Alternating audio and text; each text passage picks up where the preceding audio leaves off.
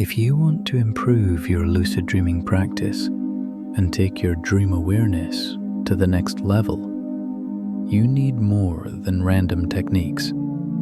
You need consistency, you need structure, and most importantly, you need awareness training. Reality checks are one of the most powerful tools in lucid dreaming. They are simple tests that help you determine whether you are awake or dreaming. The goal is not just to perform them. The goal is to build the habit of questioning reality. Because when that habit transfers into your dreams, lucidity begins. One effective method is the finger through palm test. In waking life, your finger will not pass through your hand. In a dream, it might. Another powerful test is the nose pinch method. Pinch your nose and try to breathe.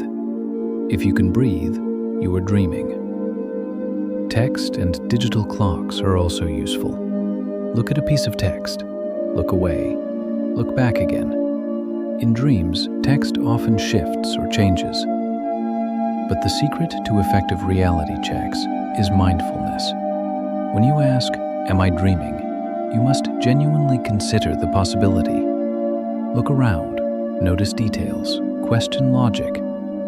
Dreams often contain subtle inconsistencies, strange lighting, objects slightly out of place, unusual behavior.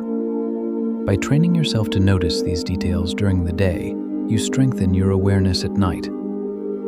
Next comes dream journaling. Dream journaling improves recall, and recall is essential. If you cannot remember your dreams, you cannot become lucid inside them. Keep a notebook beside your bed. The moment you wake up, write down everything, even fragments. Over time, patterns will appear, recurring themes, specific locations, certain emotions. These are dream signs, and dream signs are your entry points to lucidity. Another powerful phenomenon is false awakenings. This happens when you dream that you woke up.